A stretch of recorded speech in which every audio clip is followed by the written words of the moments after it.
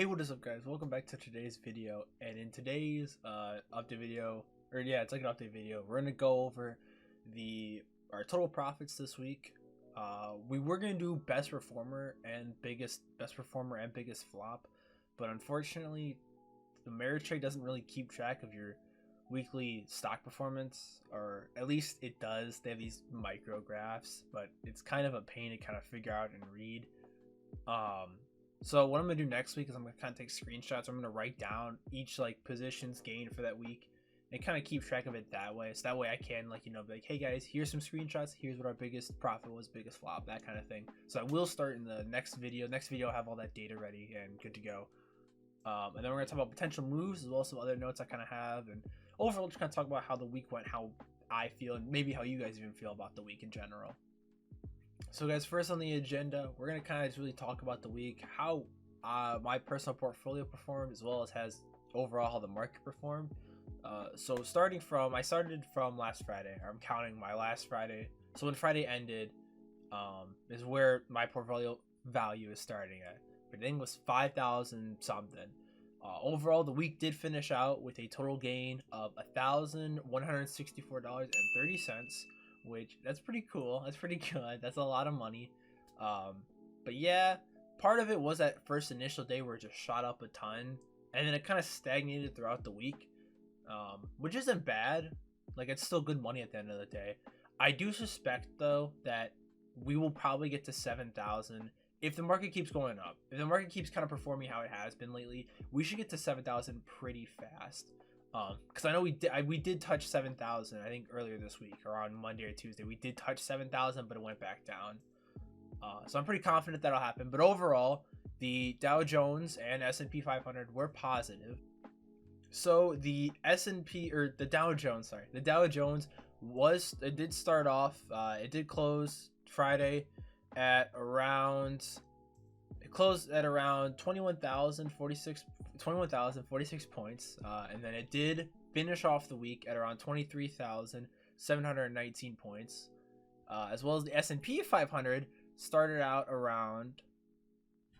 So S&P 500 started around, or it ended at 2,483 points, and then finished off at 2,789 points for, I guess it'd be Thursday. Finished at 2,789 points for Thursday, because there's obviously no trading Friday. So yeah, overall everything was positive. Do I think this trend will continue? However, not necessarily. I do know earlier today they did announce they're finalizing more of the like oil stuff, so oil should do pretty well. I don't know if that will translate over to the stock market entirely, but I'm gonna take the bull approach. I'm gonna say this next week will be pretty well. I think it is due to come crashing down at some point though, but there's an argument for both, I would say. But yeah, guys, so anyways, let's get into the potential moves, or at least the plan for this coming week. Alright guys, so we're here with my notes here. I do have notes on, it's called Thinkorswim. It's TD Ameritrade's like really just advanced and out there trading kind of thing. It wouldn't display right, so we're kind of just gonna look at this notepad, but I promise these are actual notes I have written down. It didn't really work with the whole face cam setup. You guys saw I've had to move it over to the right side now. So we're just gonna look off my kind of notes for this video. I was gonna do. You can see they're pretty barren, but yeah. So let's get into it. So first thing on the agenda is I was thinking about selling the Walmart calls this weekend. Walmart for me has been more stagnant than I expected. Maybe I'm just so used to like the insane movement and volatility of the VIX or VXX and everything else. During the whole, like when the Dow would crash 1,000 points, they go up 2,000 points. But it's kind of just too stagnant for me. And with option trading, if a stock kind of stays stagnant, there's a play you can do to counteract it being stagnant, but I don't do those kind of plays. I really don't do any plays, in fact. I should though, yes, but when I go in, I just buy a call and say, all right, here we go. Or I buy a put and say, here we go. That's it. There's no like calendar spread, no verdict, nothing like that. So basically for the Walmart calls, if Walmart does nothing and stays stagnant, I'm going to lose money based on like time decay and other factors that are more complicated when it comes to option trading, which by the way, I don't mind delving into option trading and all that, but I do understand that, like, I could make a very long video on just option trading And I don't want to bore you guys to death with that. This is a summary video. This is about kind of like what the plan is for this week, what to expect, all that kind of thing. So anyways, I was thinking about selling the Walmart calls because the stock's just too stagnant. Walmart hasn't really done a lot. I was hoping they would make some kind of big moves. They haven't really, and I am up overall. I think I'm up 15%. So I'm thinking about just selling them and getting some more stuff, which we'll get into too, kind of the potential moves I'm thinking about making. But along with that, I actually was thinking over this weekend, I might want to cash in on the Visa call already. The Visa call I put in, I think, was $480. It's up to like $980, $990. So I kind of want to wait for it to get to 1,000 and then cash in, because Visa is kind of reliable. So I don't want to like get rid of them if the call doesn't expire till like June, July. But yeah, I think I'm gonna keep the Microsoft ones for now though, but possibly think about flipping those too. But for sure, the only one that would probably get flipped is Walmart. I'm going to see Monday, Tuesday how I feel about the Microsoft and the Visa call. And so then comes the kind of the controversial part too, the pen calls. These calls have been kind of my like black stain, I guess, would be on my trading reputation so far. The pen calls they're the mark on my resume that's not so hot. So I'm not sure what to do about them, but I'm thinking about doubling down on them. Now hear me out. I know some of you are saying, what, but the casinos are closed. What do you mean double down on pen? Pen isn't going to make a ton of money and But I don't know. I was talking to my dad a bit, and he works up at the casinos, and he was talking to I think it was his boss or whoever else, and they're suspecting that Penn could open up their casinos and other things around May or June. So that's why I am thinking about getting some July calls, because if they did open up in May or June, they're going to go back up into the 20s. So if you get the $17, $18, $19 calls, I think right now they're like $13, you're going to make a fair amount of money. It's just a matter of when will they open the casinos, you know? And same with I'm going to just segue into this, the Marriott hotel calls. I know it's another crazy one, but when Marriott does open, they're going to go back up. They're going to recover. If you think about it, you got to think about it from a consumer kind of just like perspective of yourself. In fact, what would you do as soon as this was over? Say you've been inside the entire time, you've been loyal to the whole quarantine thing, which most people haven't, but I know over such as like Europe, the countries have been more strict about it. Around here, we're not as strict. I'm sure places like New York, people are very like staying in their homes, not doing anything. So imagine you've been in quarantine this whole time. What are you going to do after all this? Well, you're gonna get a bite with your family and probably go travel somewhere. You want to go see the world. Life's too short, and you miss the outside world so much. It's such a nice time. It's summertime. It's springtime.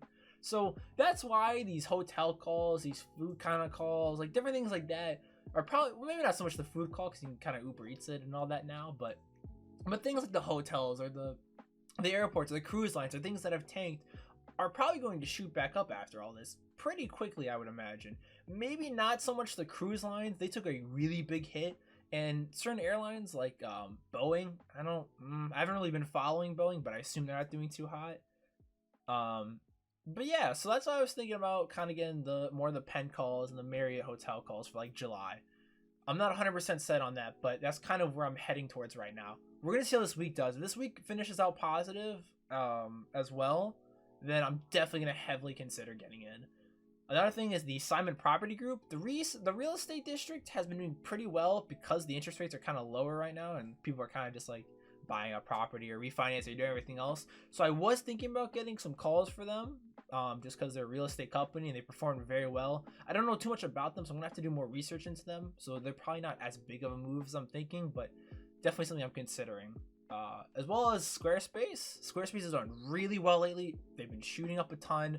Definitely something I'm wanting to look into because they perform so well. I actually do have stock in Squarespace as well, so it'd be like a double profit type situation. I think Squarespace could be decent. I'm not quite sure where their cap off is, but I think they could definitely make some money, which is why I would shoot for the June calls. We got at the end here, we've got some Visa and Microsoft calls. So the reason for that is obviously they've done well so far. Why can't they do better? If I remember right, Visa isn't really, I think it's in the 170, 160 range off the top of my head. I'll have to check after this. Whereas before they were definitely above that 190, 195. It's kind of just, it's honestly with a lot of these calls that are a lot of these plays, it's a matter of timing. because I know Trump wasn't certain, or at least not Trump, but today there was some sort of meeting or interview, and they're not 100% when everything's gonna open up again. Some people are speculating May, some are speculating June. They didn't really give any solid answers today in the press conference, so yeah, or interview, whatever it was. So basically, yeah, it's kind of about timing. But the Visa and Microsoft's done well so far, especially because Microsoft's a tech stocks. Tech stocks usually do very well in today's age. I know there was a dot-com bubble a while back, but now is the time for tech. And then with Visa, very confident in Visa. I know I've said before too that like I feel very confident like financial stocks and calls like the way to go.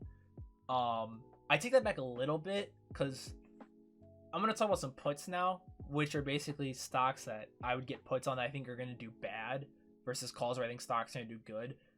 I know I said financial stocks are really good, but I know JP Morgan. I was looking at putting puts on JP Morgan because they're a financial stock that's kind of, it could go either way type thing. So I'm not sure. Might get some puts on those. But yeah, so those of you that are kind of not like, so there's like the bull where you think, you know, everything's going to do well, and bear where you think things are going to do bad.